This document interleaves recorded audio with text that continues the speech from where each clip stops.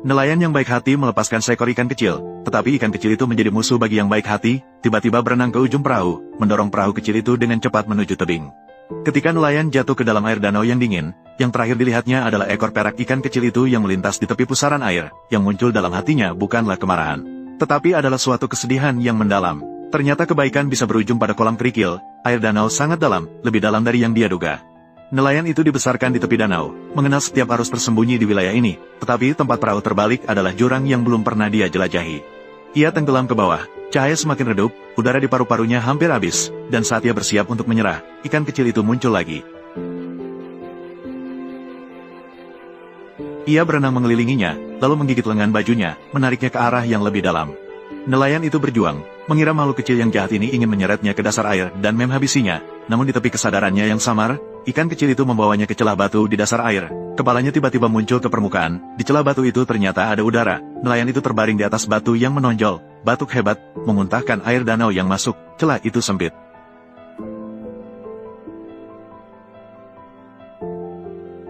Hanya cukup untuk satu orang meringkuk, di atasnya adalah dinding batu yang tertutup. Tetapi entah dari mana cahaya hijau samar masuk, menerangi gua udara kecil ini. Ikan kecil melayang di depan matanya di dalam air. Dia menatapnya dengan tenang. "Apa yang kau inginkan?" tanya nelayan dengan suara serak, tahu bahwa tidak akan ada jawaban. Ikan kecil mengibaskan ekornya, menyelam ke bawah, dan setelah sejenak muncul kembali, menggigit sesuatu di mulutnya, menjatuhkan tanah di atas batu di samping tangan nelayan. Itu adalah sebuah koin tembaga yang ditumbuhi lumut hijau, tetapi bentuknya kuno, jelas bukan barang dari zaman ini. Nelayan tertegun, ikan kecil menyelam lagi, kali ini mengangkat sepotong pecahan porselen yang kecil, berwarna hangat dan lembut, dengan pola bunga teratai berwarna biru. Nelayan tiba-tiba mengerti, dia tidak ingin menenggelamkannya, tetapi ingin membawanya ke sini untuk melihat benda-benda ini. Dia dengan hati-hati menerangi gua ini dengan cahaya redup, menemukan bahwa di bawah garis air, dinding batu tampaknya memiliki beberapa jejak yang dipahat oleh tangan manusia. Dia mengulurkan tangan untuk menyentuhnya, terasa tidak rata, seperti tulisan, juga seperti pola. Waktu yang berikutnya, ikan kecil terus bolak-balik, kadang membawa sebuah benda kecil, kadang hanya dia menunggu. Mata hitamnya seolah mendesaknya. Nelayan sudah cukup beristirahat, menarik napas dalam-dalam, menyelam ke dalam air, meraba-raba sepanjang celah batu. Celah itu semakin dalam, semakin lebar, dan akhirnya mengarah ke ruang bawah air yang lebih besar. Sumber cahaya hijau yang lembut ada di sini. Itu adalah beberapa batu bercahaya yang tertanam di dinding batu, seperti batuan fosfor yang legendaris. Cahaya menembus air dan menerangi pemandangan di depan. Napas nelayan muncul di permukaan air dalam bentuk gelembung-gelembung cepat. Di bawah air, tergeletak diam-diam adalah kerangka sebuah kapal karam. Tubuhnya besar, berbentuk kapal kargo, dengan tiang kapal yang terputus. Badan kapal dipenuhi alga dan lumpur, tetapi strukturnya masih cukup utuh. Yang lebih menakjubkan adalah, di dasar danau di sekitar kapal karam, berserakan puing-puing beberapa peti, serta kilauan logam yang berkilau dari dalam peti, yang di bawah cahaya lembut batu fosfor masih tampak redup namun tak bisa salah dikenali, warna emas dan perak. Nelayan kembali mengapung ke celah kecil.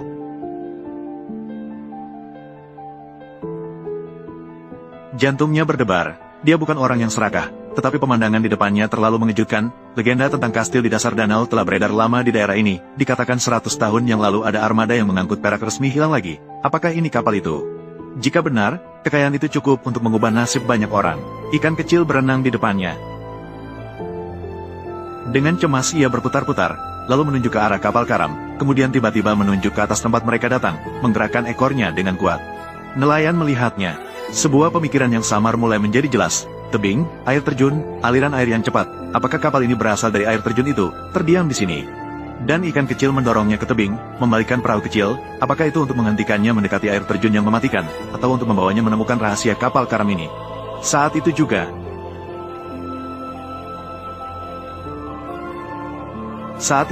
dia merasakan kecepatan aliran air di bawah kakinya perlahan meningkat. Tingkat air di dalam gua tampaknya perlahan-lahan naik, menenggelamkan batu yang menjadi tempatnya bertahan hidup. Pada saat yang sama, suara gemuruh yang dalam dan terus-menerus datang dari kedalaman dinding batu. Seluruh gua mulai bergetar sedikit, serpihan batu kecil jatuh dengan cepat. Air akan naik, mungkin karena hujan lebat di hulu.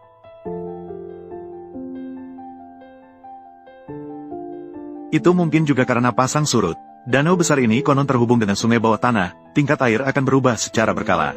Jika terjebak di gua bawah air ini, hanya ada jalan buntu. Nelayan segera bertindak, ia merobek kain dari dalam bajunya, mengemas koin tembaga yang baru saja diambil oleh ikan kecil, serta 2 potong perak kecil yang cepat ia temukan saat menyelam, dan mengikatnya di pinggangnya. Ia harus pergi, ia melihat ke arah ikan kecil. Ia sedang gelisah menabrak dinding batu, nelayan berenang mendekat dan menemukan celah yang sangat tersembunyi, cukup untuk satu orang melewati dengan menyamping. Air mengalir perlahan dari celah itu, mungkin ini adalah jalan keluar. Ia mencoba memasukkan kepalanya, celah itu berliku-liku, tetapi tampaknya mengarah ke cahaya. Ia berbalik dan melambaikan tangan ke ikan kecil, tetapi ikan kecil berhenti di atas kapal karam, tidak lagi mengikuti, hanya menatapnya dengan tenang, seolah telah menyelesaikan suatu misi. Nelayan tidak ragu lagi.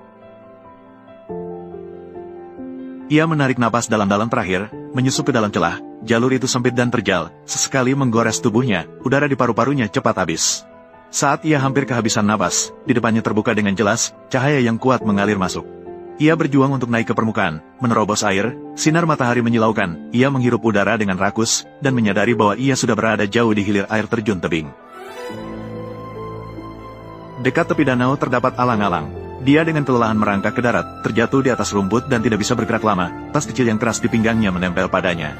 Beberapa hari kemudian, nelayan kembali ke desa, tidak mengatakan sepatah kata pun tentang apa yang dilihat di dasar danau. Dia hanya mengatakan bahwa pada hari itu dia menghadapi badai, perahu kecilnya menabrak karang dan tenggelam. Dia beruntung memegang sepotong papan perahu dan terombang-ambing hingga diselamatkan. Orang-orang menghela napas.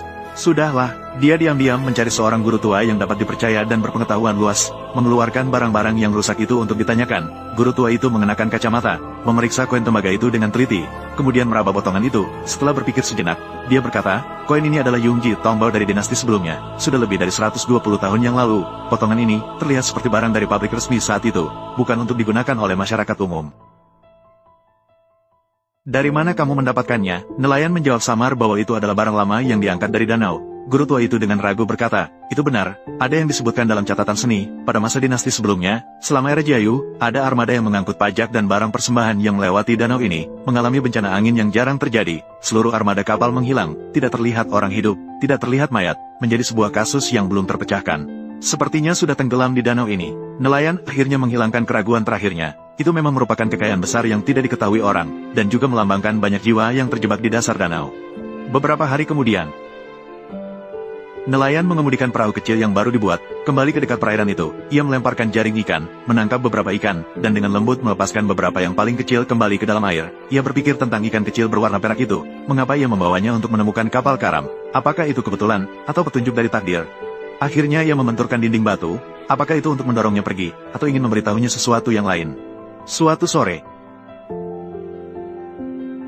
ia duduk di tepi pantai memperbaiki jaring ikan. Seorang guru tua mendekat, duduk di sampingnya, melihat permukaan danau yang tenang. Tiba-tiba berkata, tahukah kamu, orang tua sering berkata, beberapa ikan yang hidup lama, memiliki banyak pengalaman, menjadi memiliki jiwa, mereka ingat rahasia di bawah air, dan juga ingat urusan di tepi. Itu adalah penyampaian yang diam.